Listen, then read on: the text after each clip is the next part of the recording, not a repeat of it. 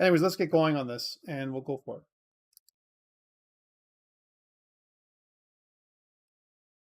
All right, welcome back. We are WEBD6201. That's client-side scripting in the winter 2022 semester at Durham, and it's week 7, part 1 of our broadcast and recording and session together. And this week we're talking about single-page applications with Ajax. And last week what we did was we talked about what Ajax is. What is Ajax? How does it work? We talked about the asynchronous, nature of Ajax and JavaScript in general, which is a real beast to handle, right? We talked about this. It's a real beast because it surprises you. As an example, it doesn't seem to work properly. And the order of execution, you expect certain things to work in a particular order, and they don't work the way you expect them to work because Ajax will trigger and return data whenever it feels like. Okay, and this is going to be something that's going to plague us this week as well as we try and make a single page application with Ajax. So how do we do that? So this week we're exactly what I said we're going to do, build a single page application with Ajax. I'm also going to introduce a little bit more about these 3 front-end frameworks. We're going to talk about a little bit more about Angular, about React, and we're going to just give you the link for Vue again to say these are the top 3 frameworks. Not in this order. Typically, React is number 1 at this point in time. Angular, I think, is in competition with Vue for number 2, but it's slowly creeping down to number 3 and so on. The reason why is because Angular is a beast. Again, it's hard to learn, but it's a framework that is for programmers by programmers. It's made for someone who loves object-oriented programming and structure. If you're a C# programmer and you're building a large application, Angular's for you. If you're someone who wants to just use some components and make your life a little easier when it comes to coding some reactive pages, then React is for you, and Vue is something in the middle. But again, Angular is opinionated far more than the other ones are. In-class exercise 7 is due Friday, and Lab 2 is due Sunday, and I'm going to try and talk about a little bit about Lab 2. Lab 3 has been released this week and is due week 9. So it's like not the week you come back, but the week after you come back. And we also have a test 3 on Ajax, which is going to happen on the week you come back from break. Again, it's going to be the same format that we've seen in all the other tests. And most of you have done really well on the tests. On that, some people did not submit their test, did not do a test at all for whatever reason. Even though I've reminded you guys a bunch of times last week, I said, do your test, make sure you do your test on, by Saturday. And no one did it. Not no one. Most of you did it. There are some people that did not do it. There's also some people that did not submit in-class exercise 6, in-class exercise 5 and 4. And I really worry about those people because everything that we do, every in-class exercise when we get together helps build your lab, as you're going to see. Let's start off with talking about Lab 3 for a second and talk about how we're going to change Lab 3 a bit as well as we get into that. And the changes are going to be minor for Lab 3. The reason for this is because Lab 3 requires a template. Let me explain. Lab 3 again, due week 9, Sunday, March 18th. Whew, it's way far away. It sounds like it's way far away, but it's really right around the corner. Sunday, March 18th, 2022 at midnight. And it says this lab was made to practice and reinforce the use of Ajax, of an Ajax JavaScript application programming interface, right? So an API. And it says, for the most part, your folder structure should follow the same structure shown in class, and you have been provided with a GitHub repo as a starter. No, you have not, right? Which one do you use as a starter? I'm going to make one for you. And what we're doing is this week is going to be the time where I make that starter repo for you. And that starter repo, or I might just give you a starter zip archive that I'm going to place up on DC Connect. The reason why is because it's going to have this structure or something like it. This will be updated with a very similar structure to what you see here. One thing that you're going to see is that there is a new task list.html file, and your job for Lab 3 is to convert this task list.html into a Vue page. Remember, we're using views. Inside that views folder, you're going to have all of the other pages, that home, products, services, all that stuff. That's all going to be inside of the views page. right? And so that is something that you're going to see. I'm going to produce a better one of these for you for Lab 3, but the Lab 3 starter is something that I'm going to give you, so you don't have to start from scratch. Now, there's been in the past, just even for Lab 2, you're like, so which one should we start with, right? Well, I need to give you some stuff for Lab 3. I need to give you the task list as a challenge.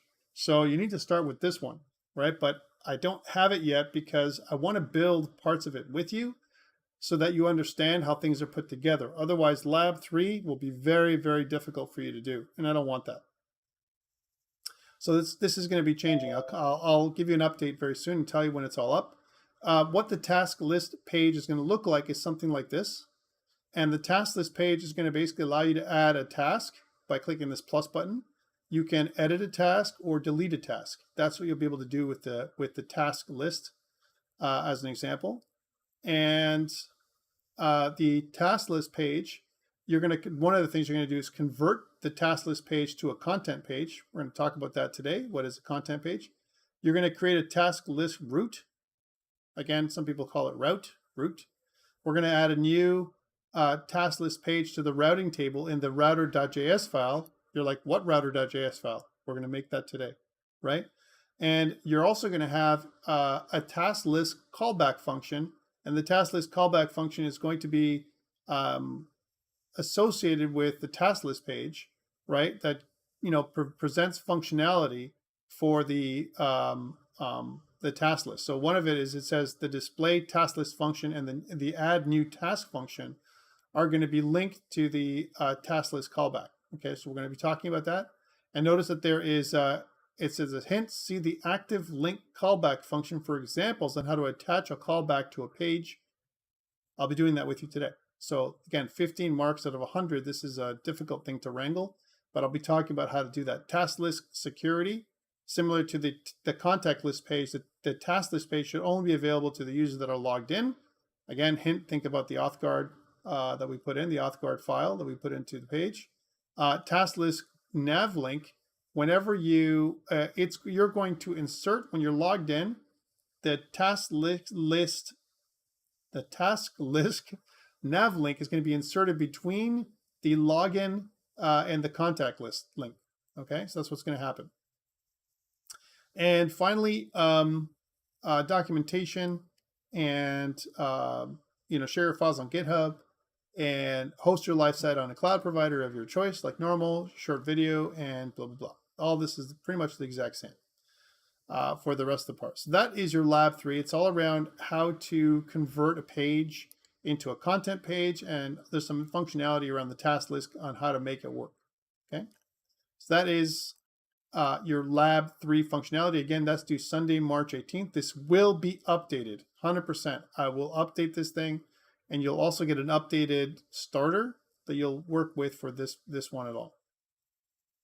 Okay, let's talk about Lab 2, because I know Lab 2 people have some questions. I want to talk about that now. So let's go back to Lab 2.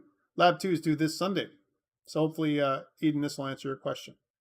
So again, made to practice and reinforce jQuery JavaScript library as well as JavaScript form validation. You have a structure that looks something like this. And I've asked you to add in both a login and register page. Those two things are there. And what I've said is, hey, you have to structure your login page like this. I've given that to you. Your register page like this. I've given that to you. And so really, these 4 marks and these 4 marks and these 2 marks, that's 10 marks, are free if you follow the in-class exercises. It's like a bonus just for being around and knowing what to look. The next one is this part where this is some of the work. Form validation with jQuery. Your login page using only JavaScript and jQuery when the user enters a username and password and then clicks the login button. So when they're logged in, this is exactly what Cooper was asking. Insert their username between the contact us link and the login logout link, depending on what that is. All right, the login link. And ensure you allow for appropriate spacing between the 2 other list items. Hint, take a look at the navbar text class on the Bootstrap website for appropriate styling. All right, so that's what that is. Really simple to do. But you're going to basically insert the username. Really, in a perfect world, I would have put display name in here. right? Because that's what I want you guys to do, not the username. The username is like lowercase admin, but the display name is admin, capital A. Display name is like the name of the person, right? Register page, using only JavaScript and jQuery, create a div element with an ID of error message, okay? Not message area.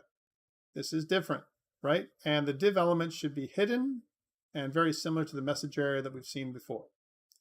Register page, using only JavaScript and jQuery, ensure when the user enters the first name and last name that the minimum length that each input element will allow is 2. Okay, if the user violates this check, display an error message in the div element with an ID of error message. Okay, that's pretty simple to do. But again, I only want you to use JavaScript and jQuery, which means regular expressions. Chances are. You can also use other things to do that too without using regular expressions, but you need to use JavaScript. It needs to be coded. It's not going to be in the page itself, like not embedded in the HTML page.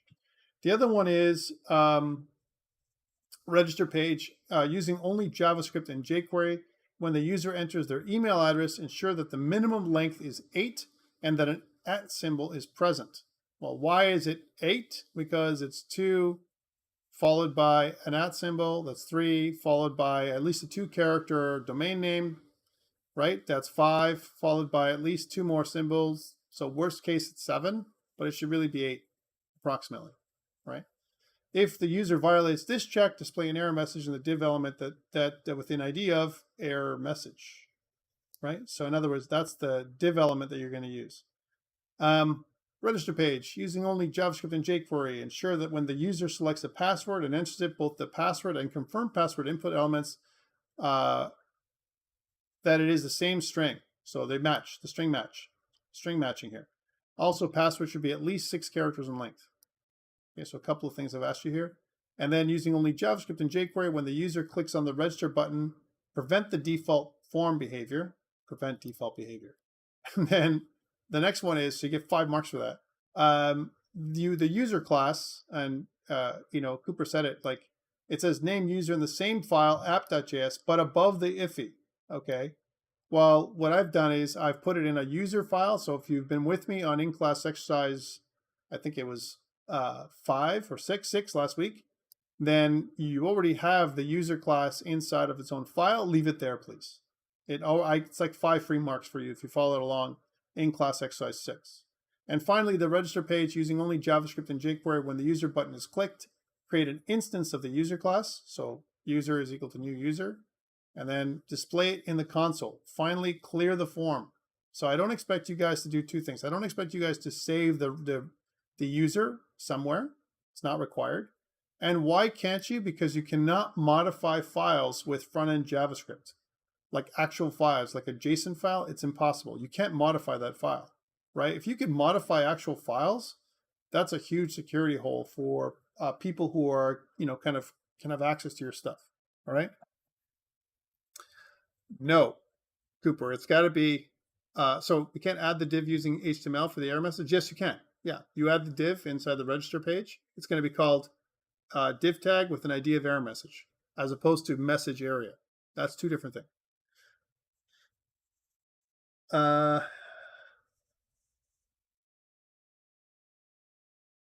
Added the div with HTML and added it to using jQuery. No, we did. Yeah, that's exactly what we did. But the div tag that you're adding in, the error message div tag, if I'm not wrong. Oh no, this one you're actually using only JavaScript and jQuery create the div element. So you're going to do this with jQuery. So you're actually going to create a div element on the page with jQuery, and then you're going to use that that div element to modify. You're right, correct. All right. Okay, so that is that, and then internal documentation and everything else that we normally do. That's all the stuff that we've asked you to do, and I think for now, I think it's pretty clear on the stuff that you've been asked to do for this lab. Any questions around lab 2? Again, let's do Eden. Did I answer your question? Hopefully, I did. Okay, let me get out of this then. Hopefully, I did. Good, thank you.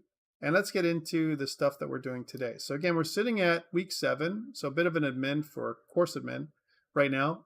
We've had family day this week, so hopefully you didn't miss any classes that were that messed you up or anything like that. Stuff that's due again, lab 2 due Sunday, or ICE 7 is due Friday. We're going to have a reading week next week for the whole week, and then we come back to Intro to TypeScript. Excited about this because it's going to start setting us up with, we're going to convert our single page application right into TypeScript. So complete the entire application is TypeScript when we come back. That's going to give you a nice, boot camp how to use TypeScript and how it helps us, how it hurts us, and all that kind of stuff. You're going to have a test 3, like we said, that is 7.5% of your final grade. In-class exercise 8, that's due that week. And then the week after, we're right into Node.js and the MVC pattern. What is that? We've talked about it a bunch of times. And we're going to be talking about it again as well today. And you're going to have in-class exercise 9 and lab 3 that's due. Lab 4 will be released on week 9. And you'll have the remainder of the week or the semester to get it done because it's a big one. All right, so that is from a course admin where we're sitting. Let's get into the stuff we're talking about this day. So what the heck is a single page application? I've been talking about it intuitively. I mean, I'm sure you can guess what it is, but more or less what's happening is it interacts with the user, right? And without a page load, it injects data into the page. Okay, so no page loading. And what this does is the goal of a single page application is basically speed and efficiency and maintainability, right? So again, all the HTML, JavaScript, and CSS is either retrieved by the browser with a single page load or dynamically loaded somehow, which means injection. Again, the page is not reload at any point in the process, nor does it transfer control to another page. Although the location hash or the HTML5 history API, we're going to see that in a second, can be used to provide the perception and navigability of separate logical pages in the application, which is kind of neat, right? So we're using some techniques to give it the illusion that you're moving from one page to the other, but really you're only using one page template, which we're going to create today, okay? Couple of JavaScript frameworks that we're going to be using. One of them is Angular. So there's Angular.io. We've talked about Angular in the past. Let's go take a look at Angular's structure just 1 second. So I'm going to go here to Angular. And if we scroll, I'm just kind of here on Angular and what it is, right? Getting started with Angular. If you scroll down, Angular, you need to know HTML, JavaScript, and TypeScript. They recommend. When they tour things, here's a few things that you need to know. There is the first component. Angular is broken down into components, which is the first component is usually stored in something called app root. So Angular actually creates its own elements, right? Own custom elements is what it does, right? So whatever the element name is. What Angular does is it uses the component model, and it has 2 parts of the component. It has the HTML component part, as well as the code behind file, which is a class that controls the HTML part. Okay, so there's 2 parts typically. There's a third part, which is usually the styling element. So if you want to style the page or whatever, there is a separate style.css that is applicable only to this element, specifically to this element. So if you want to target just these elements on the page, you can use your own separate style sheet. There's also global styles that you can use. We'll talk about that, which is Bootstrap typically, or something like flat design, like Angular design, all kinds of stuff that it has. But for the most part, you have 2 main pieces. Your, for each component, which is, the HTML page and the code behind file. Notice that here we're using special attributes like ng4. Angular is known for adding or, basically adding syntax to your HTML. And what this does is basically says, hey, let's use Angular. So that's ng is a short form for Angular. Angular 4. So this attribute basically says this thing that's in the brackets is a for loop. I'm going to loop through everything in here for every product and products. I want you to loop through this and create new H3 tags, 1 H3 tag for every product and products. Let's say you had a products list, okay, as an example. And then what you want to do is inject the product name, and this structure, this syntax right here is usually called handlebars or mustaches because they look like a mustache. Each one of these looks like a mustache or handlebars. That's how it was called before. And actually, there is handlebars.js and other libraries like that as well, or mustaches as well. There's a bunch of little other libraries that Angular used and said, we really like what handlebars does. Let's incorporate something like that into Angular. So that's what this does. So it injects data inside of the H3 tag based on the product item inside of an array of products. That's what it does. It's a quick way of making a repeatable row, if you will. Okay. So that's what Angular does. It colors, it adds attributes, and then it allows you to inject or interpolate data inside of your HTML. And then it'll produce something that looks like this, right? So different kinds of phones. Okay, and furthermore, it adds other attributes, like square brackets is a binding. So property binding, which allows you to do, it's like two-way data binding. So if something changes, then the products will update, right? Product list will update if something updates on the back end. Okay. I'm just going to keep going and show you what it looks like when it comes to making a component. So when you make a component, notice that it says, I want to generate. Usually, Angular uses a CLI, so command line interface that you have to download. So you would kind of download in the Angular CLI through npm install, Angular at core, whatever it's going to be. And once you do that, then you have the latest version of Angular, which I think is like 13 now. It's something way up there. And what it does is when you generate a component, it generates a few things for you. It generates the TS file, which is your TypeScript file. It generates your HTML. It generates your CSS, right? And inside the TypeScript file, which is like a JavaScript file, like we talked about before, you have a template that it gives you. So this is the code behind file. This is the controller for the view. From now on, what we want to talk about when we talk about anything we see on the page, that is the view. And the controller is our JavaScript on the back end that controls or is the logic behind the view. That's what I want you to think about it starting today, right? So when we think about that, then what this is, when we look at this thing, is at component. This is a decorator using the decorator pattern. And it basically says that this class, product alerts component, has three pieces to it. A selector. This is a custom selector element, app products alerts. So just like we have a div tag or a p tag, paragraph tag, or whatever, this will be it's a custom tag that we can use on the page. App product alerts. And app product alerts means something, right? You can have your own custom tags.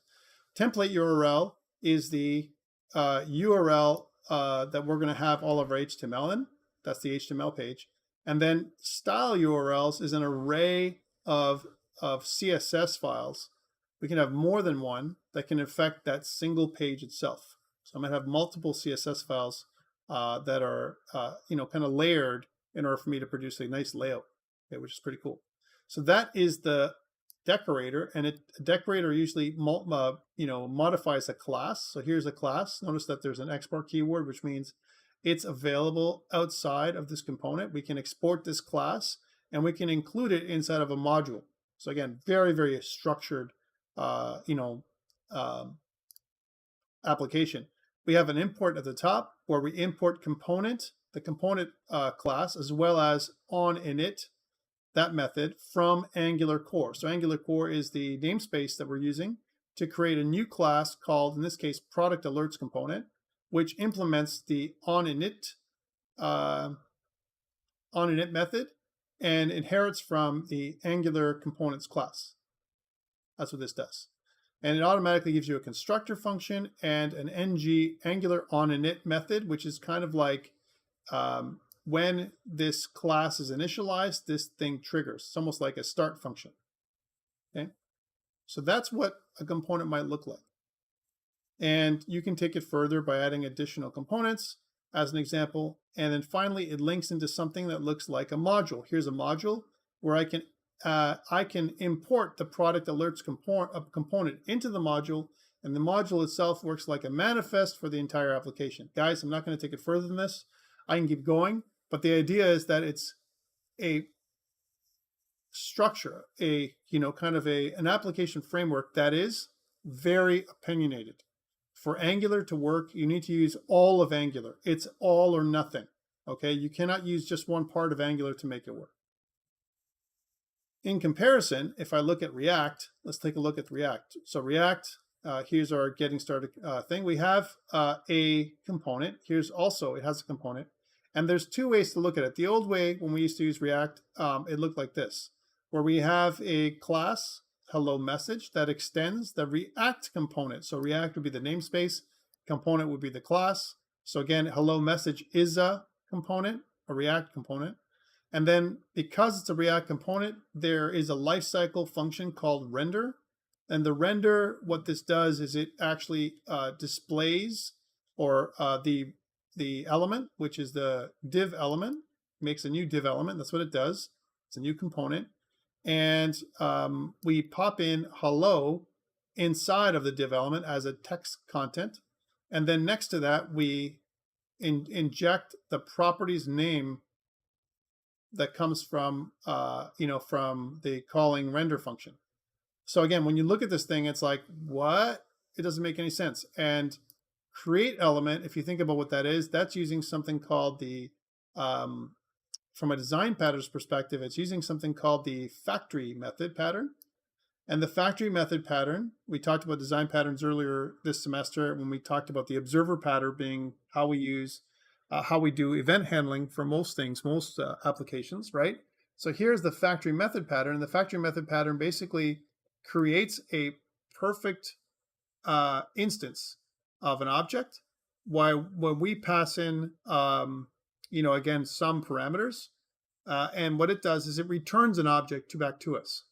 So when we think about a factory, what I want you to think about is like when I go and I want to grab a part for a car, right? And I go to the factory to pick it up. The factory will have a blueprint for that part, and it'll keep on stamping out the exact same part over and over again for that that part number will be associated with a blueprint, and the factory will create that part and maybe assemble it or whatever, right? So too is what the factory method pattern does for us from a programming perspective. I use the create element factory method pattern. I pass in some parameters and it pops out a new element that I can use in my code. So that's how React works, okay?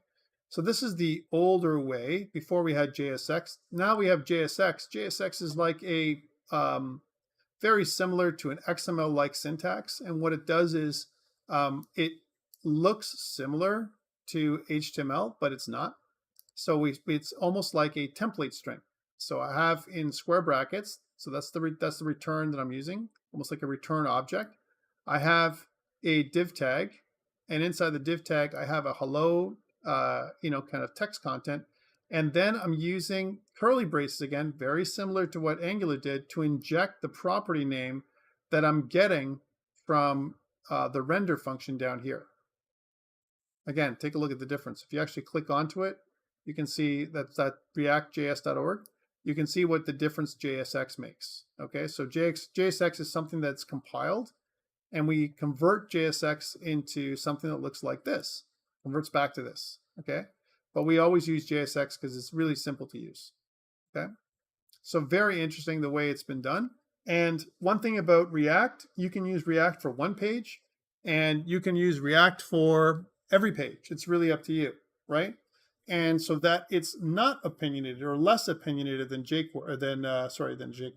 than Angular. Angular is like a beast, and you have to use all of it. There's a build pattern. There's command line stuff. There's all kinds of stuff. Here you can make it very simple. There's things you have to build to make use of JSX. Yes, there are some complexities too with React, and there is a bit of a learning curve, but not nearly as big as Angular. And that's what makes React so popular. It's quick to pick up. It's not tightly coupled with every one of its components, and so on. On the downside, it's less structured in many ways than Angular. Angular requires you to have a structure, and for people who love structure, Angular's your framework, right? And the last one is Vue, and I just talked about it, but Vue Js is kind of a lighter weight framework. It's a progressive framework But if you go click Get Started, again, it talks about the Vue 3 version of the cell. Okay, we'll go there. Let's go to Vue 3.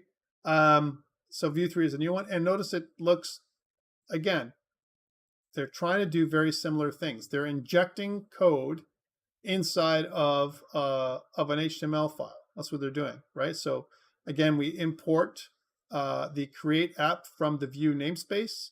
And then what we're doing is we're mounting the app.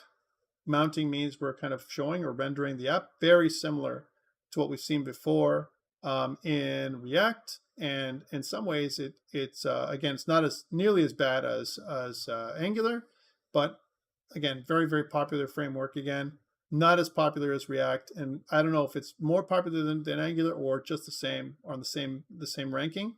But it's very, very good. So it's something we should I'm just touching upon it because it's another front-end framework. Take a look at the handlebars. This is where it's similar to Angular, and there's some similarities with React. So it's kind of in the middle. All right, so those are the three frameworks. And if we go back to this, so one thing that Angular has that's really cool, it has this two-way data binding idea, where when we update the the data, then the model class, what it does is it does a push, basically, or it does a kind of updates the view with the new data from the model or through the model, which means that if like the database updates, then the view updates too, right? It's like it's watching for any changes, which is pretty cool. So that's really good. So again, this idea of controller being the logic, the model being the class that connects with the database, and the view, which is something that the user sees. It's a separation of concerns, and it kind of ties in nicely with the model view controller programming paradigm, which we're going to be talking about more next week. So a great way of doing stuff. React, again, is made by Facebook and Instagram. Angular was made by Google and Microsoft, right? Facebook and Instagram are the same company now, Meta, right? So, and it's kind of a mix of JavaScript and HTML, which it's called JSX. That's why it's JSX, okay? React also uses something called Redux, which is a reactive library, very similar to, using the observer pattern. It doesn't do two-way data binding, but it does allow for a data binding of a sort, which means if the model changes, or if the data changes on the database side, then it also updates the kind of the view, which is pretty cool. Okay, so that's how it works. We already talked about Vue, and let's talk about in general single page applications. Again, as of 2006, the most prominent technique used to create a spa was Ajax. We used Ajax for everything, right? And it's great that we're using Ajax. One thing to note is that when we talk about declarative approach means that when I declare what I want, I kind of tell the program what I want, and I expect it to do what I tell it. Okay, that's kind of a declarative way of doing things, which is very different from me explicitly telling HTML and CSS, using HTML and CSS to explicitly create a page. Instead of doing that, I use declarative syntax, which says, I want to inject this here. Now you go ahead and do it, right? And that it kind of takes some of the heavy lifting away from the developer, and then it relies on the library or framework. That's what a single page application does. And at the same time, it uses when this whole thing started in 2006, Ajax was huge and so was jQuery in combination with Ajax, because Ajax was difficult to use. jQuery made it easier with shortcuts. And so jQuery was kind of like the foundation of all front-end frameworks that are single-page applications, like AngularJS in the beginning, before Angular, before it turned into Angular 2 and up, and even React and anything else. jQuery was the foundation of everything. And that's why we're learning jQuery in this course, because it's good to know. But again, nowadays, do we need it? And the answer is probably not. We don't really need it. It just makes things a little easier. It does make it a little uglier. And we're going to see that next time when we get together after the break. We can use TypeScript and we can form out things with TypeScript that make jQuery almost obsolete. All right, so that is single application. Advantages of single page applications is speed. They're really, really quick. And they're also efficient and easier to maintain, because it's like I'm just modifying the the content pages, or and I modify the controller files. That's all I do, and they're very separate. There's separation of concerns, which is really, really cool. Downsides of single page applications: they're bad on SEO. Why? Search engine optimization depends on links that go to the page, and web crawlers like Chrome and those kind of things. They can't really, there's no links to navigate to because it's a single page, right? So how do I increase my standing when it comes to the content that I have? Because really my goal, remember we talked about this progressive enhancement, my goal is to share content with the world. How do I do that? I need to get that content out, and I need to share those links with web crawlers so they know I even have that content. And it's difficult to do that when I only have one single page. How do I do that? So there's some manual work to be done to make sure that SEO works properly with single page applications.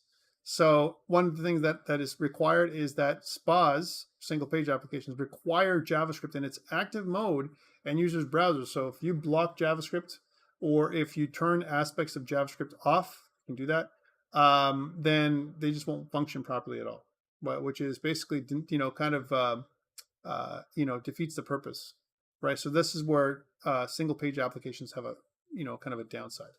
But lots of really great stuff. And single page applications, on another positive note, they can be combined with a backend API, which was what we're going to be doing in the second half of semester. All right, so questions around SPAs, what they're used for, why are they great, why are they bad, and what are your thoughts around them? Anybody? That's really all I want to talk about theory from. I'm not going to talk about, single page applications anymore. Okay, good. Thank you for that. Let's move into the code. So enough talk, like Conan said in Conan the Destroyer. Let's do the code now. All right, so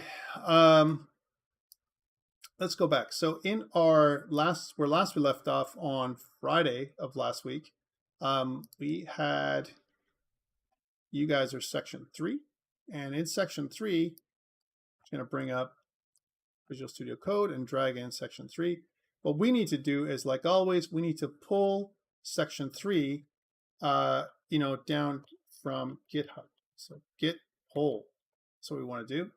And that should pull everything. And then now it says, look, it says your local changes to the following files will be overwritten by the merge.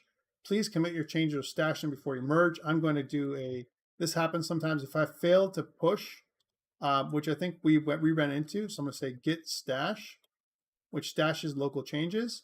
And then I'm going to say git pull, which is going to pull everything down. All those changes that we did last week are now with us.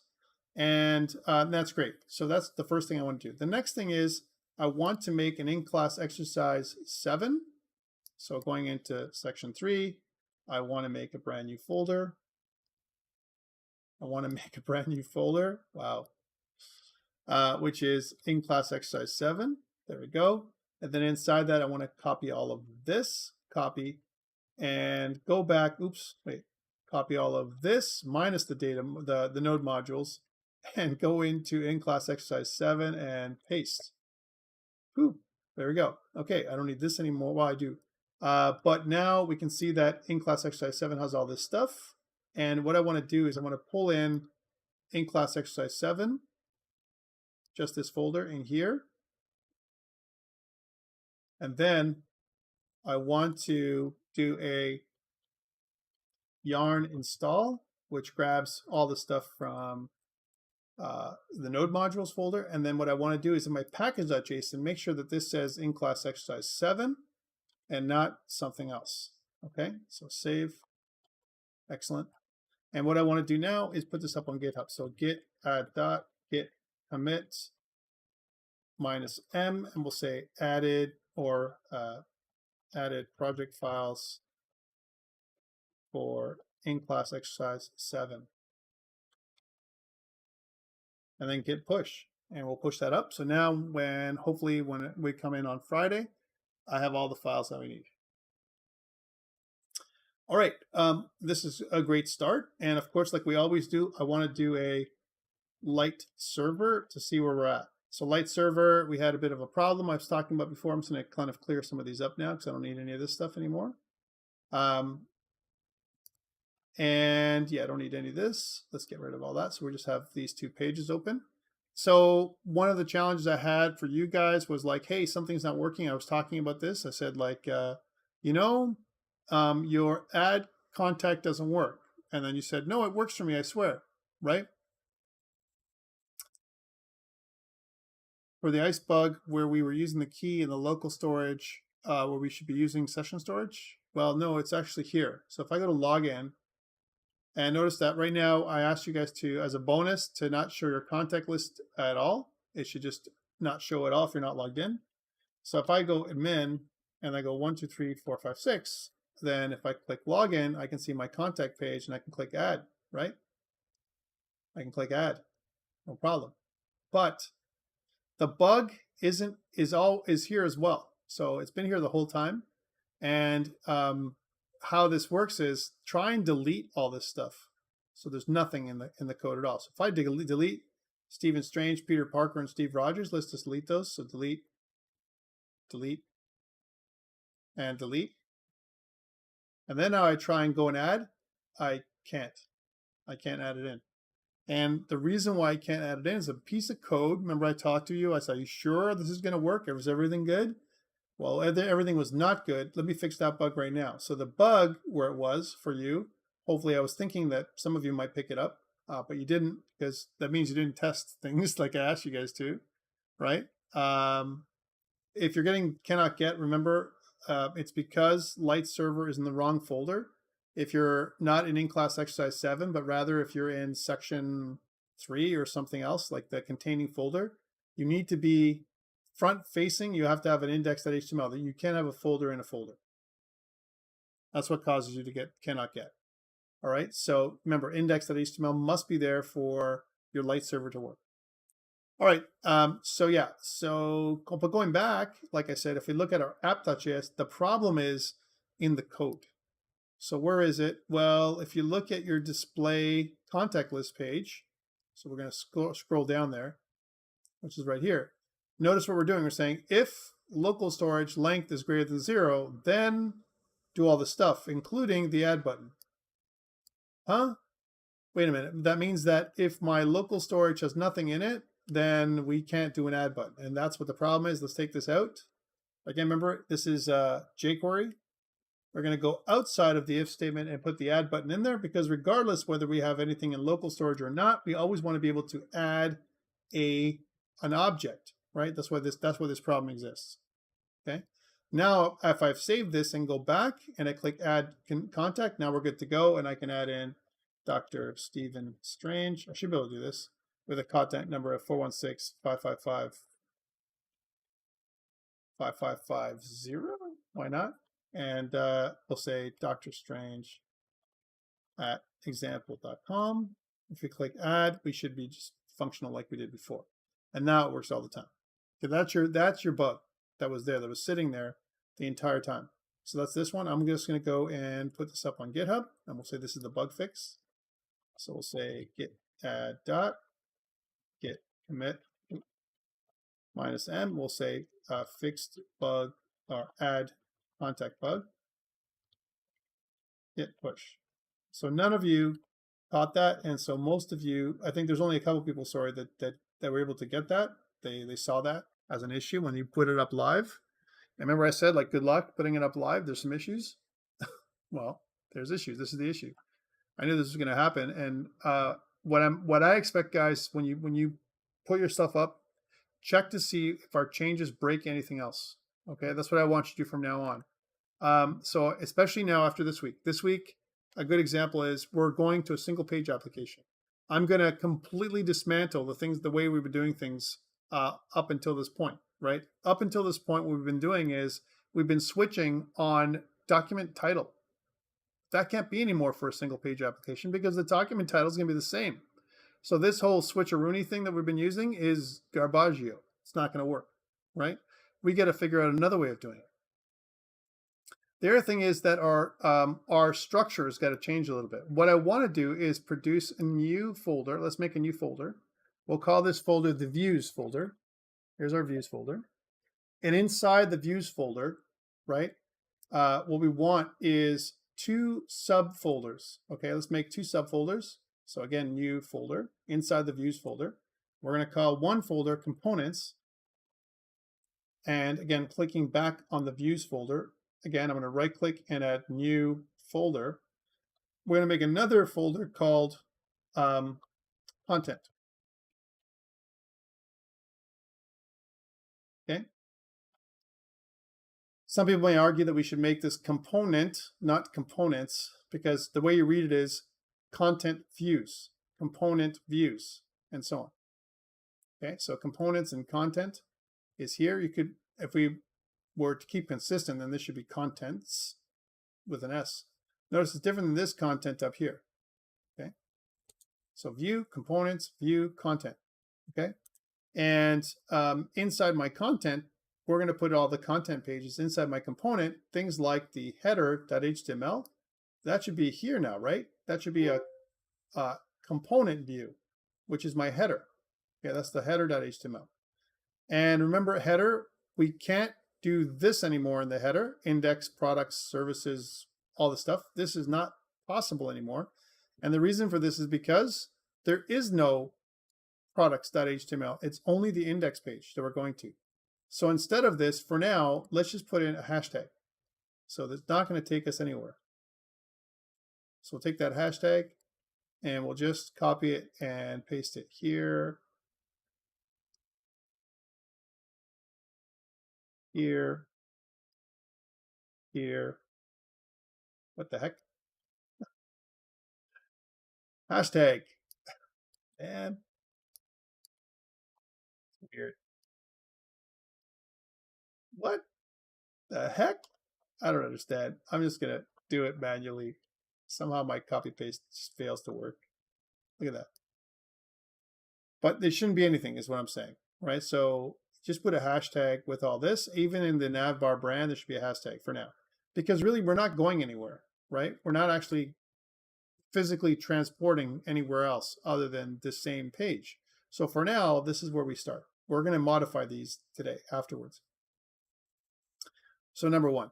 So that's the header.html. I've done this in a different order than the first class that I had today, just to make it simpler to understand. But that's the first thing. And the next thing is in our index.html. We notice in our index.html, we have this file, and we have a couple of new things here. We have our main header. This is where our main header is being injected right now. We've already started this process last week, right? And then this will be our main content. So main content. And maybe this will be our footer area. We don't have a footer yet, but if we did, it would go right here. Footer, right? And we can put inside of there a footer tag just because, just in case we wanted to. Oh, wow. It doesn't like me. It doesn't really like me. It's okay. I'll just do it by hand. So there we go. So that's our footer content, and the footer content would be injecting there. But what about this stuff? This can't be the same. We're going to use this index.html as a template page, right? The template page is something that we're going to inject things into in different spots, main header, main content, and footer. We're going to inject different things all the time. So this has to be a content page now, right? Let's make a new content page for now. This is something different I'm going to have to catch up with on the first group. A new content page, which I'm going to say is home.html. So the home.html page is going to be the content page, and I'm just going to grab these two things right here, because this is part of our home page, and inject it inside of our home.html. This is our first content page. That's what I want to put in here. So just get rid of these extra spaces. We don't need them.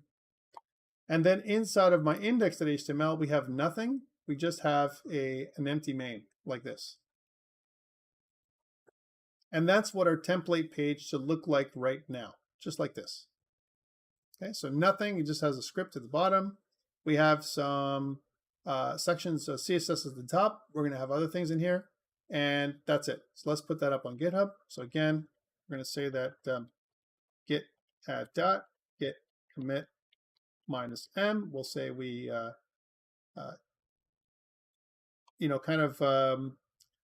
converted index.html into a template page. Git push. We did other things too. We fixed up we kind of put in our header component and our home content view in there as well, but that's all we've done so far. Okay. So if I go back now to my Light server and notice that there's no bar, and if I take this away, if I go way back over here, right, then this is what we're seeing right now. This is the main paragraph. This is the article paragraph. We're seeing this content, but if I do Control-Shift-J, you're going to see that there is a 404 error because it's trying to load the header.html, but the header.html has moved to another location. So that's something that's happened. Okay, we're going to fix that in a bit. All right, this is the first part of our single page application. Then, okay, that's interesting. So how do we switch pages then? Because if you think about it, here's our scripts. And if we look at the app.js, we can see that we go to the start function.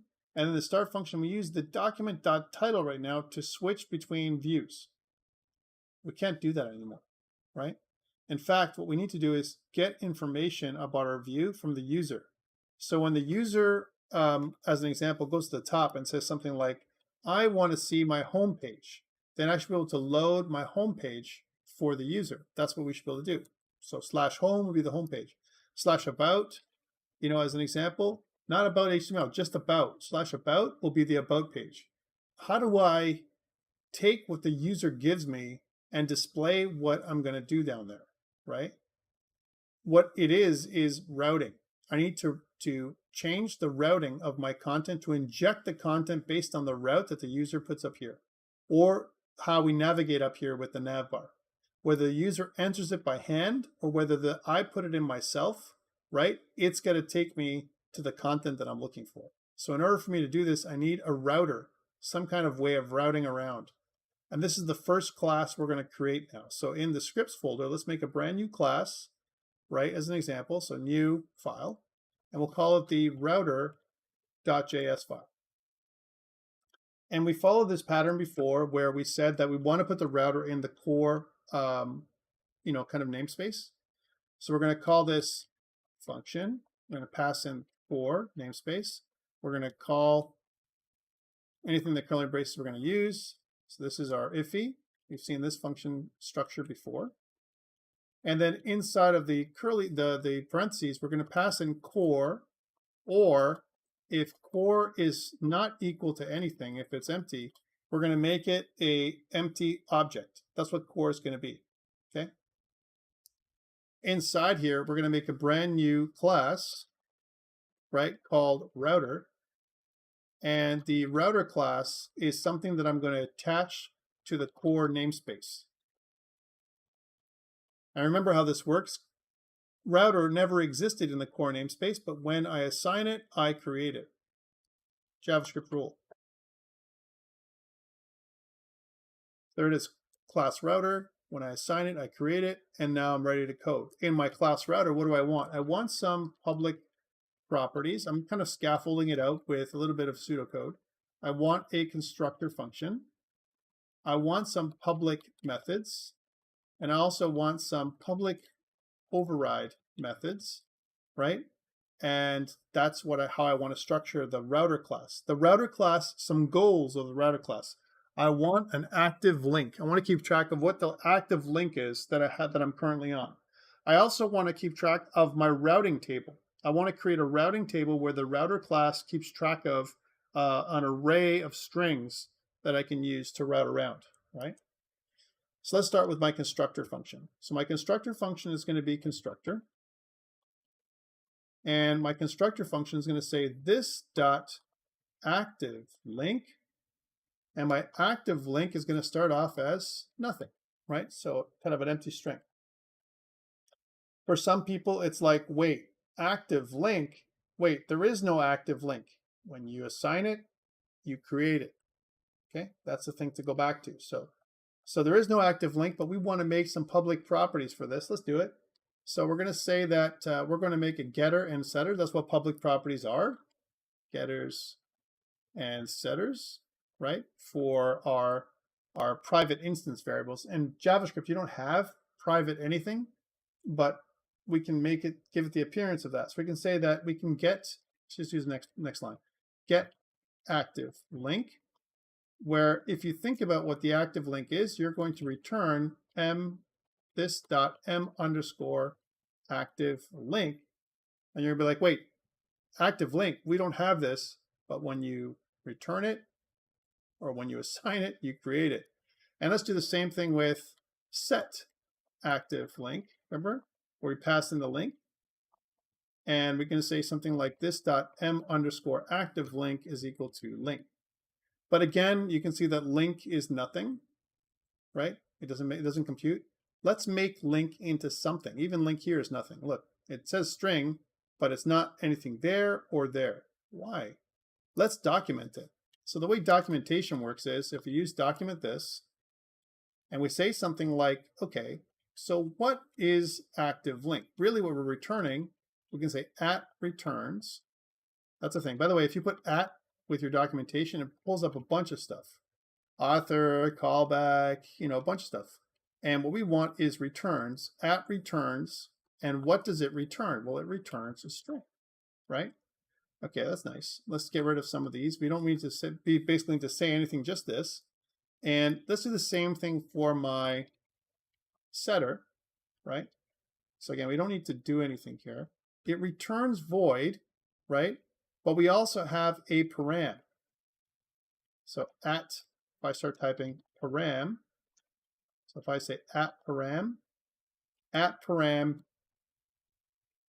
of type string with a name of link. That's how param work, right? Params. And then what does it return, right? At returns void. It doesn't return anything, right?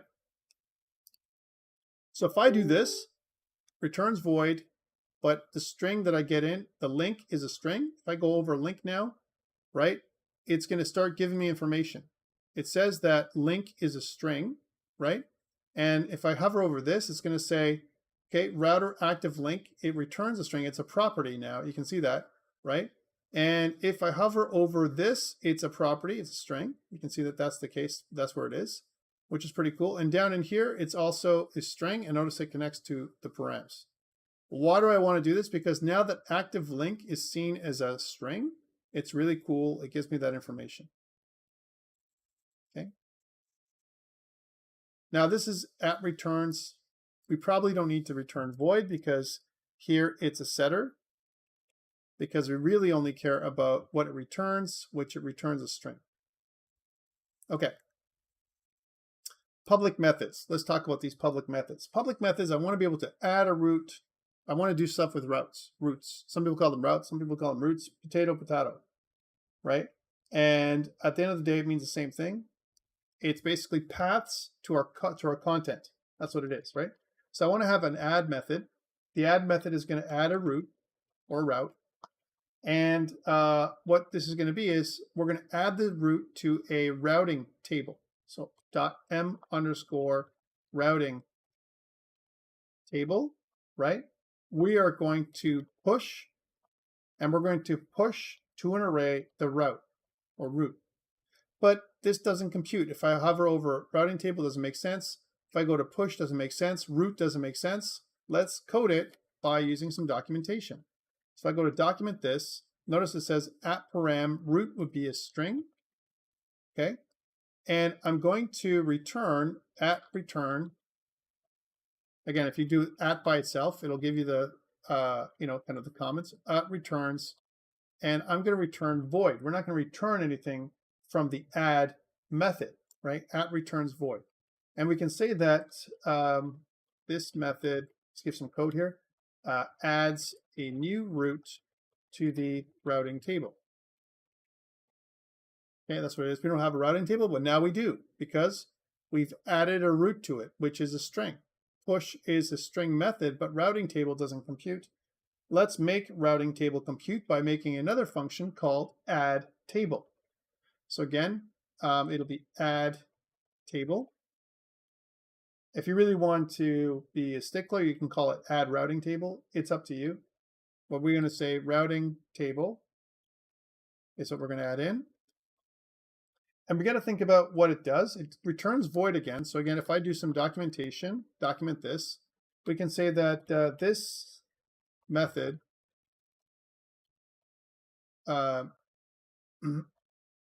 replaces the reference for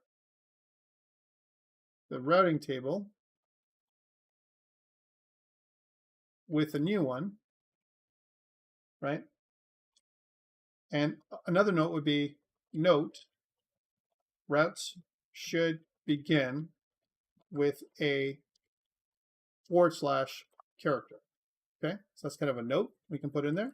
We know that the routing table, what kind of structure is a routing table? Well, it's a string array. We can do that. So string array is the parameter type for the routing table. We can see that that is a string array now.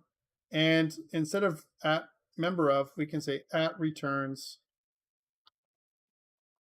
void, because this function doesn't return anything, it just does something. All right. And again, if I hover over, you can see that add table is returns void and takes in the parameter is a string array. Okay, pretty cool. And that's what this is, string array. So that means that I could say something like this dot m underscore routing table. Well, that is equal to routing table. And when I do this connection, just right here, it affects this one too. It says that, hey, routing table is a string array. We can do a push method that pushes and appends a new element to the end of the array. So it gives us all the code hinting as we go. Guys, this is a beautiful thing because as you're building your class, you can make connections this way. This is without using TypeScript at all. Okay. We need some more. We need a find method. So what does find do? Well, find finds a root in the routing table, right? And it's going to return, let's do this again, this dot m underscore routing table, right? Dot index of, and we want to find the index of the root. Well, root or route, let's do that. We're going to say that this method finds the index of the route in the routing table, right? So we're going to say finds and returns the index of the route in the routing table, right? Otherwise, it returns -1 if the root is not found. Okay. All right, cool. So the root then is a string. It returns, what does it return? A number, either the position, the index of the route, right? Or -1. So it returns a number. And we're going to say that this is gone. You don't need this part. Well, now that I've done this, then we can see that routing table computes, right? Index of computes. It's the index of an array that we're looking for, where we match up the string parameter in here as well. So all this nicely works. Nice. We're building as we go. So we added a table, we found. Let's also do a remove. So how do I remove stuff? Well, I need to find the root to remove. That's why find is important first. So again, we're going to call this remove. We remove a root, right, or route. And how does removing a root work? Well, let's do document this. And we're going to say that this method removes a root from the routing table, right? It returns true if the root was successfully removed. Otherwise, it returns false. So true and false, that means that the root is a string. And the return type at returns is a Boolean. Okay. And now when I look at route, it sees that it's a string type. Then how does this work? We can say if this dot find, we can say that we can use the find method. Okay, it tells you what it does. And we want to find the route, right? If this dot find the response is greater than -1. It's not if it's found. So again, if route is found, remove the route, right? And if it's not found, return false, right? If it's found, remove the route and return true. So it got removed, kind of confirmation that it got removed. How do I remove the route? We're going to say this dot m underscore routing table. We're going to use a splice method. And what splice does, it removes element from an array and if necessary, inserts new ones in their place, right? Returning the deleted elements, right? So we're going to say from where, from the start number, which is going to be the this dot find route. We found it already. It's going to give me the place where it finds it, comma, how many do I want to delete? Just one of them. I want just to delete one, one match. We might have multiple matches when we find this route, but I only want to delete one of them. And that is the remove method. So pretty intuitive, right? And it gives some good information as we're coding and documenting as we go along. Finally, we want to code an override method. We want to do the toString method, toString. We know we can do this too, easily. This method returns the routing table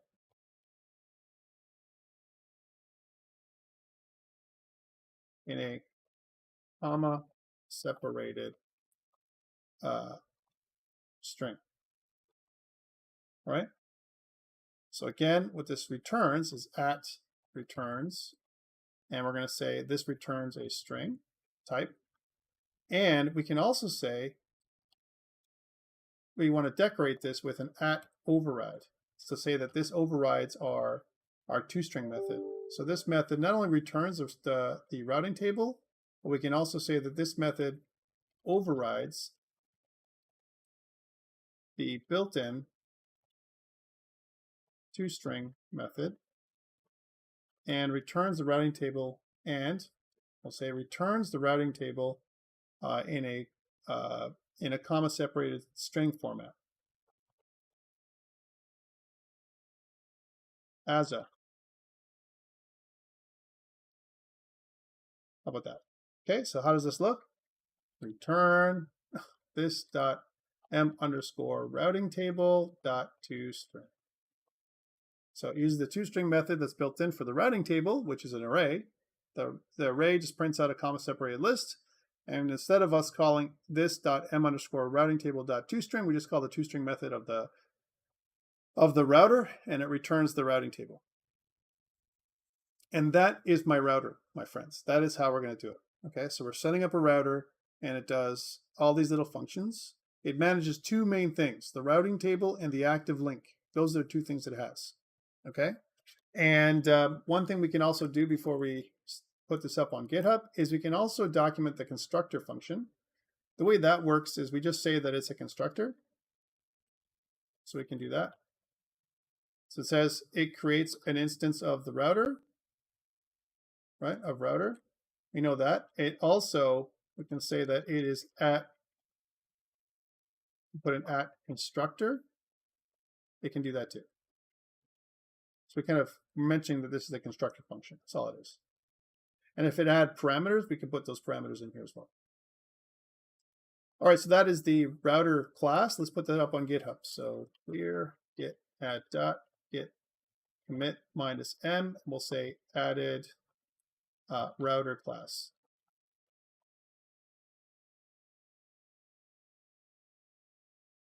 Cool.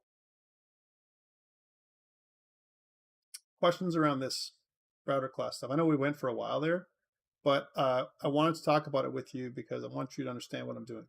Yes, Cooper, talk to me. Just quick question with the toString. How is it returning comma separated like that? Oh, because that's what array.toString does. It's an array, a string array, right? Where if we do a toString of a string array, it returns comma separated values. right? So we're saying that our toString method returns the routing table, whatever's in the routing table, toString, right? So it's kind of like a wrapper for the toString method of the routing table. That's all it is. Okay, no problem. All right, so now we're going to do something a little bit more unorthodox, and now for something completely different. Instead of making your own file for the next piece, for now, we're going to put it right here. We're going to say that let router, and by the way, I'm just going to do this just to help us out. I'm going to put in way at the top here for now, just temporarily, to help us with code hinting. And please remind me, I'm going to take this off. Let's just do a let core up here for a second. We know we have this, but we can't get code hinting right now because core doesn't exist in this context, right? So I put let core at the top. I'm going to remove it afterwards because I already have that definition in the namespace, right? But if I do that, if I go down here and I say let router equal to a new core dot, notice how I get a bunch of stuff, core dot router, right? Which is pretty cool. So there's my core router. And now I can start, putting things together because there's my core, my router has been exposed. We've added router to the core, right? Hopefully it's going to give us some code hinting, but unfortunately, even when we do this, right, it doesn't, okay? Once we put it in here, it has some funky effects where I don't get any code hinting at all, but we will. So it doesn't matter whether you add it or not. Then, because I was asked that question, if I do a router dot, and then if I go to add, I want to do an add table. And if I open that up, I do get code hinting. It says this method replaces blah, blah, blah. I want to add in a routing table that looks like this. So it's an array. Here's my array. And I can put in slash. That's the first route in my array. Slash is the default route, right? And we can put actually comments in here. So this is the default route, right? Whenever you see a forward slash like that, right, then that is a default route. The next one is home. So everything starts with home, like a forward slash, about, services. These are our pages, right, where our content's going to come from. Content, contact dash list, projects, slash projects,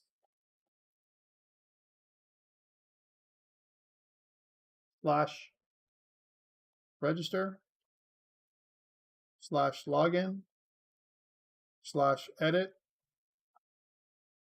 and a new one we're going to have later on, which is 404. So again, home, about, services, contact list, projects, register, login, and edit. That's our routing table. Okay, and we're adding it to the router. And then when I want to say, well, let's make a root now. Let's make a root. A root, we're going to make it as an alias, which is going to replace the location.path name. Location.path name, if you look there, returns the location object's URL path. That's the path on the URL itself in the browser, right? And I just want to make a little alias. So this is an alias for location.path name, right? So I don't want to use location.path name over and over again, right? It's just a route. So this is the current route, if you will. And what I want to say, if router.find, and I want to find that route, if that is found, if I found the route, if route is found in the routing table, that's what I'm doing. That's why I use the routing table. The routing table is raw here, right? And I just made it so it's kind of right here. I could have made another, I guess I was a little bit, I could have made it so it's something like this. I could have said that let routing table. I could have done that, right? If I could have said let routing table equal to this. I could have, just to make it so it's super clear, could have said this, and then pass in routing table here, right? Could have done that, okay? But if I want to find something in the routing table to see if it's there, right, then again, what I want to do is something like then router.active link. If it's found, if the route is found, then the active link is equal to, well, let's see, if my route first is equal to the default route, then let's return home as a default route. So if it's equal to that slash, if it's just this slash, the default route. Otherwise, if it's not the default route, then I want you to take the route.substring and I want to get everything after the forward slash, and that is going to be my default. That's going to be my active link. So active links are not going to include the forward slash. They're not going to include that, right? Look at how that forward slash by itself became home if it was a forward slash. If it was home, it would become home like this, because that would be the substring. If it was about, it would become about without this part. So all those things get stripped away. And you're going to say, well, wait, what do I need that then? Well, you'll see. Else, I can say that my router.activeLink is equal to a 404. Okay, so this is if else with the same thing, active link. There's a better way to write this, and there's a better way to do this. We don't have to use routing table, like I said. I just put this up here so you can see what I could have done, right? But what you can do is what I did, which is take this whole thing, not including the semicolon. So you don't have to store it, and you don't want users to access routing table directly. Anyway, that's why I made it like this and put it in there. That's why I put it this way. So this is a shortcut to that I originally had, right? And route, the reason why I made it location.pathname, because I'd have to use that bunch of times. Location.pathname find, location.pathname is equal to this, location.pathname substring, location.pathname active link, location.path, it's too much, right? I don't want to do that. But there's a better way to do this too. Instead of doing it this way, I can say if this, well, that's not really what we want. Let's do it in a ternary format too. Now this is a bit more confusing, but I'm just showing you how this is. I can say router active link is equal to, and we're going to say that what if this is found. So the first part is this part, right? So this is the ternary operator. If it's found, then or else, right? This is the two pieces, right? If it's found, then do this. So cut this out and put it here. If it's found, do this. Else, do this. And it's a one line that does all of that code, right?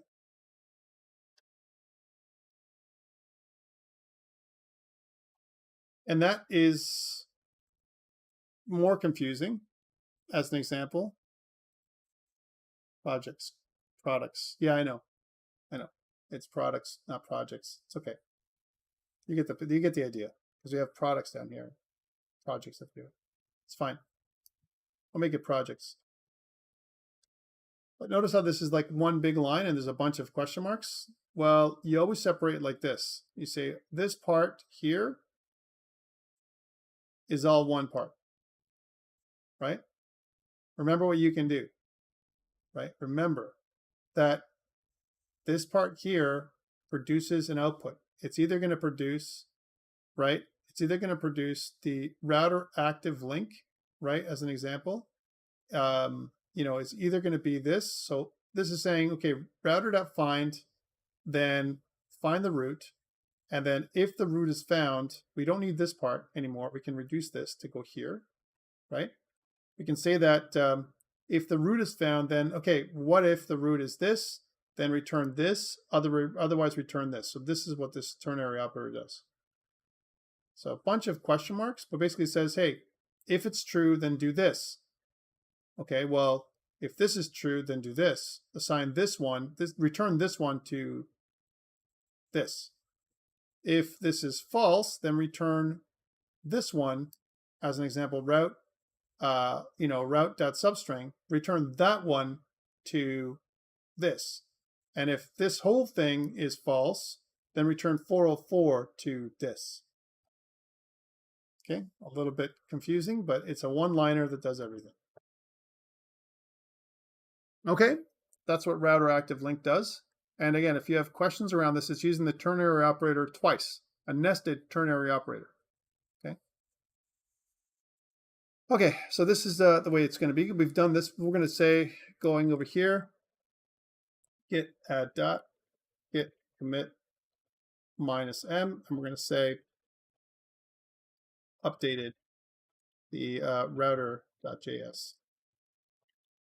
Because we really are doing this temporarily. We're hoping to put some of this stuff somewhere else.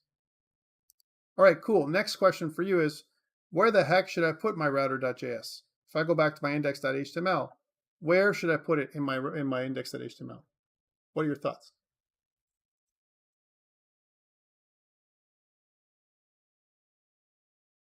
Onur says top. So why the top, Onur? Why do you think it's the top and not the bottom? Why shouldn't I put it at the bottom? What are your thoughts?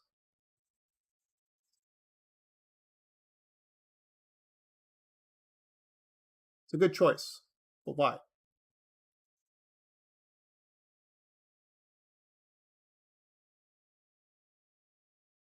I agree. You want it to be the first thing it does. And here's a thing you can think about, right? I have scripts that are going to trigger. So these are scripts that will trigger before page loads, right? Or content loads, right? So things that'll trigger before the page loads. What do I want that to be? I want this to be a script source, and I want to say /namespace. Namespace should be like the first thing it loads, right? So scripts /namespace, because namespace will give me that that first part, okay? And then the next part is script source /scripts/ I want to do the router. That's like the next thing that I want to do, router.js, right? And why can I do these things up here and not down here? Well, these do not depend on the content at all. They're just a router, right? And they produce the router depending on where I am, right? Well, if that's true, right, then let me look at something else. Contact.js. Contact.js, do we really need anything to do with the scripts below, right? Is this depending on any kind of content down below? Then the answer is no. And how about user? User also does not depend on anything in the from a content perspective. It doesn't care, right? Oh, one thing to note is that we have to get rid of. You guys didn't remind me. We got to get rid of that that let core here. It's going to cause a problem. Make sure you do that. The let core at the top, because that was just for testing. But that means that in my index.html here, that I could simply put in the contact and user as well. So script, because we're going to need them, right? Script source /scripts/ contact, and we also need the our user, right? Script source /scripts/ user, right? .js, right? We always need the user because we want to know if they're logged in. We need the context sometimes. Okay, this is something that we can think about. And what I'd like to do is just pair these things where they're not dependency. There's no dependency. So here, I definitely want the user all the time. I want to know if the user's logged in or not. I want to be able to create a user object. But here, this one is kind of an if. Maybe I do need it, maybe I don't need it. Because contacts are not always required, because it's only required for the contact list page as well as for the contact page. That's the only time we need a contact. But user we always need, because we want to make sure that we're logged in. Okay, cool. That's excellent. And we also have authguard. I'm not sure if we're going to have to put that up there, and we have to modify it for sure, but that's going to be up here as well. Authguard has to be up here. But down here, only our script and app.js, and also jQuery should be here, down here, right, as an example. And Bootstrap should also be here after the page loads. So this is a scripting section. So scripts that will run after the content loads. Okay, so after, this is before. All right, cool. So that's how our template now is structured. Let's put that up on GitHub. We'll say Mhm.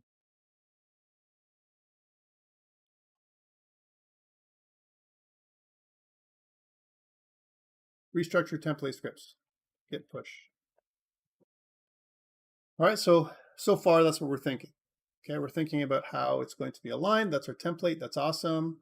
We're getting a bit of an error, right? So if I go back to my page now, we're getting a bit of an error for a 404. We're still getting this content. So what if I go here now and go enter? You can see that we're getting this error. Where is this error coming from? Well, it's on app.js39 where we're trying to find header, but header doesn't exist here. It actually exists inside of the views components header. Let's just fix this problem. So that means that instead of Ajax request getting a header, what we're really doing is Ajax dot slash views slash components slash header dot HTML. That's what it really should be. I'm just changing this in my app.js just so that I don't have an error that pops up there. And we do get the our nav bar now, but none of it works because we've just put hashtags there instead, right? But one thing we can do now when we go to this thing is if I put in our route and press enter, you're going to see that the route is hashtag, right? If I click on our products, right, and again, it still says hashtag, but what if I go up here at the top and change the route to projects and press enter? Projects, and with enter, if I go here and press route enter, you can see that now it detects that we're in the projects page, right? This is our way of switching. Page switching is going to happen on, depending on what we have up here, it's going to page switch down here. The route is going to be the thing. And I can also inspect my router. I can say router dot toString. And you can see that when I do that, I get comma delimited string, comma separated string of routes. Those are all the routes in my router, my table. Okay. So I can do all that stuff. It's already ready to go. I can also do router.activeLink. And router.activeLink right now is projects because I'm on the projects page because I put projects up here at the route. So really, this is my route. This is my route right here. This is what's going to call up my data. Okay, cool. So that's how it's going to work. We're getting there. So that means all this stuff is really useless. We don't want to do this anymore at all because it doesn't work. You can't work on title, right? So let's just comment this out. So again, I'm just going to go to block comment. Okay, this is all the stuff we're going to comment out. And really what I want to do is I want to start restructuring my page to look a little different. And we also have to respect the fact that the page content is going to load whenever it feels like because it's of the synchronous nature of JavaScript. But basically what we want to do is this. For this one, we want to load our header and we want to pass in router.activeLink, right? We want to do this. Pass in the active link to the load header method, right? And maybe we'll replace the Ajax request header to the load header. We'll do something different, right? Where instead of doing it this way, we're going to pass in the active link. Okay, cool. Where it gets hairy is when we do this. We say, well, I want to load my content, whatever that content is. I want to pass in the router.activeLink. That's cool. But then I want to do something to that content. I want to be able to call an appropriate callback function depending on if whatever I'm contented. In other words, if I'm on the home page, maybe I want to do some script. I want to activate the home page function when I'm on the home page. When I'm on the products page, I want to activate the products page, the display products page function. By the way, you were right. We just changed that route. Router should say, instead of, because ours is products, not projects. We'll just change that now, just so I'm not confused. Okay, products. There we go. But what we want to do here is we want to do the active link plus some kind of callback function, whatever that callback function is, right? But how do we get that callback function? We can use an intermediary. We can say that we want to call the active link callback, whatever that callback function is. We want to pass in the router dot active link. And when we're passing this router.active link, because router.active link is everywhere, in my mind, I'm always thinking about, I don't even need that, because router.active link is something that I can access from anywhere. It's a global, right? I don't need to pass it in. I never need to pass this in, okay? But for now, let's just put this in like this. And then finally, we're going to load our footer content, right? Where that's not dependent on the active link at all. So there's 3 different kind of Ajax functions that are going to happen, right? Let's make this one. Let's make the active link callback function.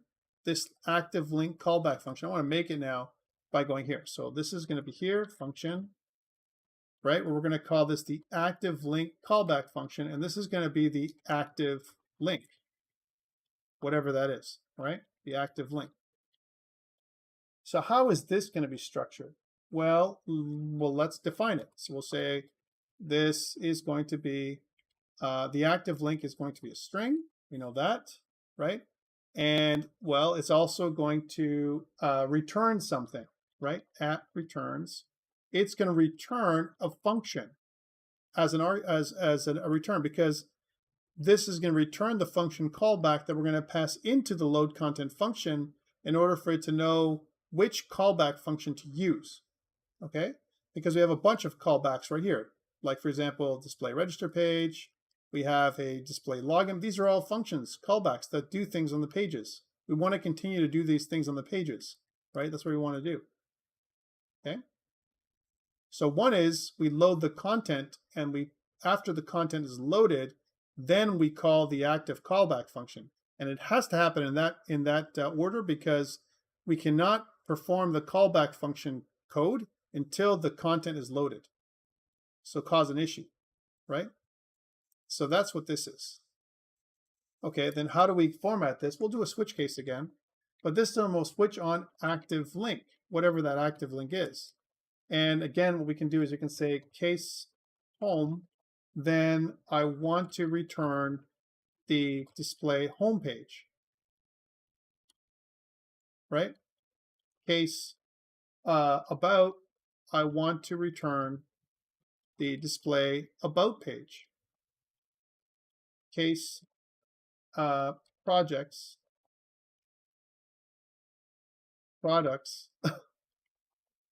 I want to return the display products page, right? Case services, I want to display the display services page, and so on. I'm just going to keep going.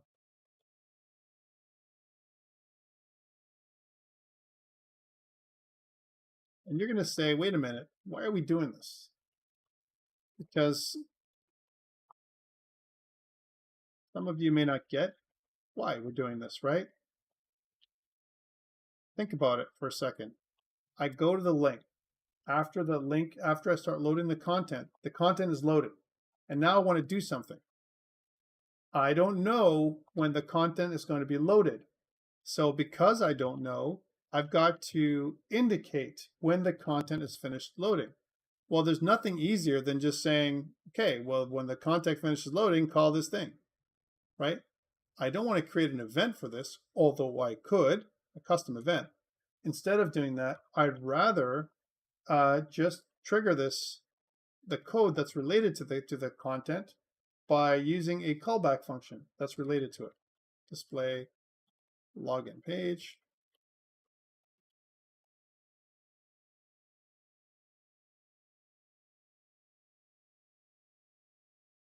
And there's one more.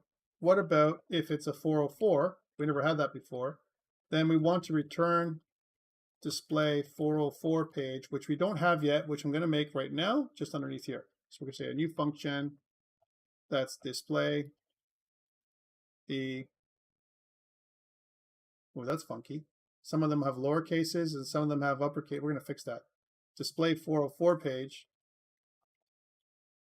And let me just realign yours. Yours are funky. We'll rename symbol. We'll say that this is going to be capital D. Everything else is capital D, but not your stuff for some reason. I don't know why. Just inconsistency in naming. I'm just going to rename symbols. So they're all caps. That's all I'm doing. There we go. So that is my active link callback. But what about if there's some, I don't know, some developer that comes along and passes in something that just doesn't make any sense? So some kind of other thing. It's not the proper link. It doesn't make sense. It's not the router doing it. It's you. I want to do a router.error that says error, right? Callback does not callback. Callback does not exist.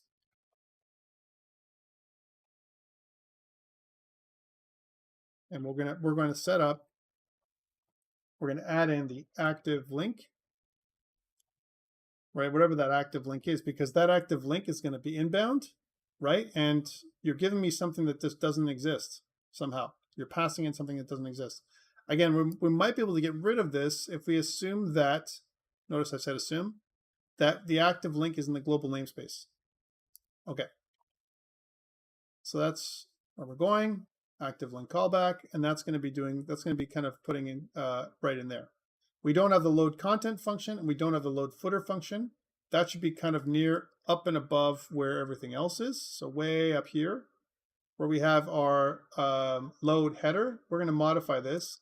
But let's put a couple functions in there for the next day. So function load content, right? We're going to put a load content in there, where we need two things for load content. We need an active link and a callback function, right? So active link and a callback function, right? It's going to return void. So just like this does something, it returns void, this one. It's not quite complete. We're going to modify the load header to do something else. But just like that one, this one will do something similar. So we'll say something like the active link will be a string, and the callback function will be a function.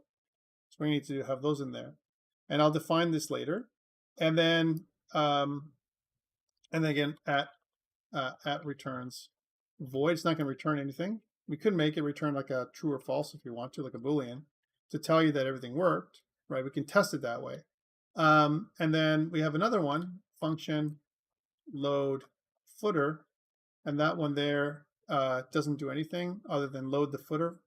Doesn't matter what the active link is. It'll always load a footer, and we'll do that later on. So this is, again, we can kind of have a little simple thing for this where we say at returns void. It doesn't return anything. It just loads the footer and injects it into the page. Okay, so I'm just putting these little stubs in there so we're ready to go. Because now, active link callback, right? We know that callback is a function, right? Then now when I go back to this part down here, I can undo these things. I can say load content where the active link is going to be something I pass in, and the active link callback is going to be a function based on whatever the active link is. And I can always call the load footer function. So those are the ones we want. We don't want the Ajax request anymore. That's not what we want. So we can kind of remove that. But we do want load header, and Ajax request will rework so we can make load header be independent. Right now it can't work because if I go to definition for load header, it just says that, hey, find the header that's in HTML and inject the data. But there is no data, so that it wouldn't inject anything. So we need to find a request. And the way this would work for load header is it would do, use Ajax to load the content, right? Load header content. That's the first thing we would do. And then after we do that, right now over here, we inject header content into the page. This is in order. And then this one is we update the active link, and then we check login. Ooh, check login is also another thing that we're going to have a problem with, because we're going to check the and notice that check login is also lowercase c. Let's just make all of our methods uppercase. So I'm going to do a kind of a rename symbol to check login. There we go. And now it's always check logging. So I've restructured. I'm just going to, just so that it doesn't throw any errors, because this won't work right now, I'm just going to comment this out. It won't work. It won't work at all, right? So we're going to see nothing on the page. Load content, load footer doesn't do anything because there's nothing that's being called in there. So depending on the active link, it's going to return a reference, but that's all it's going to return. That's what this is. Notice that active link callback is functioning now because of this function. But for the most part, it doesn't do anything, right? So save, and let's put this up on GitHub. And this is where we're going to stop. This is all the prep for next day. Git add dot git commit -m, and we'll say added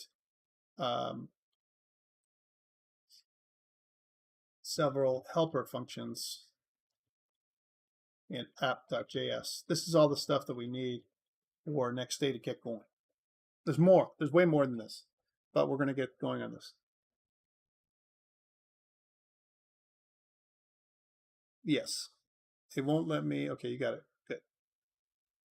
Any questions around this at all? So that's what do we see now? We should see absolutely nothing. And this is okay. Why? Because we're not loading anything, but we also don't see any errors. Look, we are getting to the app started position. And I can look at my global function. The two global things we know are the active link. So it's the router dot we want the active link. We want to get that. Notice it's a 404. And notice why it gave us 404, because projects, it's not projects, it's products. Look how that is. That's what it's going to return. It says, I don't know what this is. And by the way, if I put in products and I do that again, so I go to the router dot active link, now it says products, right? That's the end of it. But if I go up here and type in something else, right, and press enter, right, it's going to go down here and it's going to say, okay, cool, router dot active link. It's a 404 again. And that's beautiful. That is going to be our switcher. It's going to always be 404, found not found, when there's some kind of link at the top here that doesn't compute. Okay, one last thing before we go. One last thing is in the header.html, instead of these things being hashtags, you can put them to what they're supposed to be. This is supposed to be /. This is supposed to be /home. This is supposed to be products, services, not HTML, just the name of the route. That's what this is, the name of the route. And this is going to be about and contact and finally login. So why is this, let's put another slash in there. So why is this the way? Well, because what this does for us is it says, hey, you know what? I got this route and I want you to respond to the route by using some kind of routing table. Okay, let's put this up. So I'm going to up, this is the last change.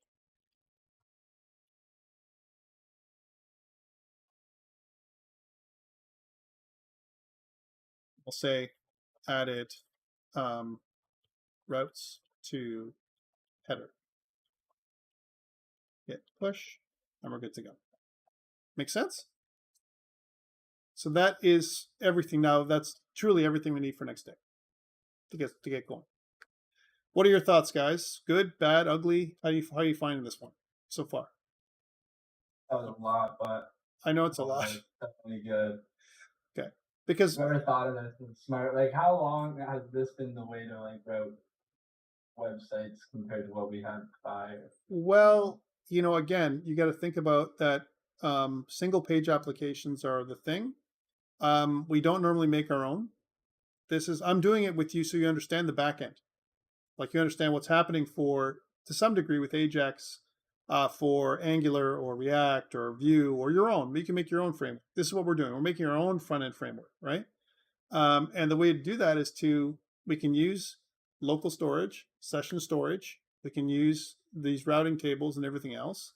And right now we're using a routing table that is just to give you that's hard coded. Okay, the routing table is hard coded right now, right? because if I look at the router.js, it's right here. But what we want to do, right? What I want to do is I want to be able to load this from our data. We have our user.json. Why not pull the routing table from a data file, right? And this way, it's going to be loaded all the time. I don't want to expose it here, right? And how do I do it? How do I do that, right? So that's something that I want to be able to do. Right now, I'm just getting it going so you can see what's happening, right? This is a little confusing for some because it's kind of doing it all in one, right? This is actually like, 6 or 7 lines of code into one line. That's what this is. And again, remember how we can break this out. So this is kind of a little bit confusing, but to answer your question, how long have we been doing single page applications? Since 2006. We've been trying to kind of go around it because of all the challenges with maintenance. Think about the maintenance requirements that we had in the beginning. Remember, we had a header in every single page, and if I added new pages, I'd have to copy the header, and I'd have to modify the header. Now I don't have to do that anymore, right? On the front end with JavaScript, I can just put it in one place and load it with Ajax, right? And it's been around for a while. It's not like a new technology, but they took it further. To answer your question, Cooper, they took it to the next level, which is what, okay, now, well, we're loading our header. Well, let's load our content too. Oh yeah, we're loading our content? Cool, let's do some routing. Oh yeah, well, let's make it easier to put content into the page. How do I do that? We'll make components. Okay, cool, let's take it further than that. Now that I got components, well, what I want to style individual components, not the entire page. How do I do that? And so on and so on and so on. And that's where it took off, right? And what this does is it makes our pages maintainable, quick, right? And it's very interesting, right? Yeah, So it's pretty, yeah, absolutely. And quick question: yeah. is it okay if my page is like displaying the route name? Like at the moment, it's all white screen, but in the top left, it'll say like 404. No, shouldn't do that because there's nothing to print that out yet, right? I haven't printed out that route anywhere, right? So If I inspect it, it's just in the header, so I don't know. so that means it's somewhere in the route in this thing right here. If you want to show that, then that's easy. You probably did some kind of, there's a mistake probably somewhere here in the header, and probably in your router. It's probably this. Yeah, probably. I'm telling you, it's probably this thing here. It's this big long line, but we're gonna get rid of this stuff anyway in a bit, right? So it's just gonna be, we're working on it slow. This is slow actually, believe it or not, right? So we'll get to it. But this is your, the kind of the foundation for your single page application. Sweet. All right. One last question. Yeah. So if I type whatever, like let's say home or about dot HTML in the bar in the. Oh, this is bad. There? This is where it should eventually error out. It's like me typing something like tom.html. It's going to give us this, right? Oh, okay, yeah. See, something's not working. So I'm Right. getting the about us page. Oh no, but you Okay. should, because about us still exists. Look, about us is right there. Okay, yeah, it's still in there. Right? Okay. It does basic routing, but the problem is that in our little app that we're using right now, which is Light Server does automatic routing, right? So anything that you see here as a link works. If it doesn't work up here, like if I type in Tom HTML, it's going to give me this like weird 404 error, right?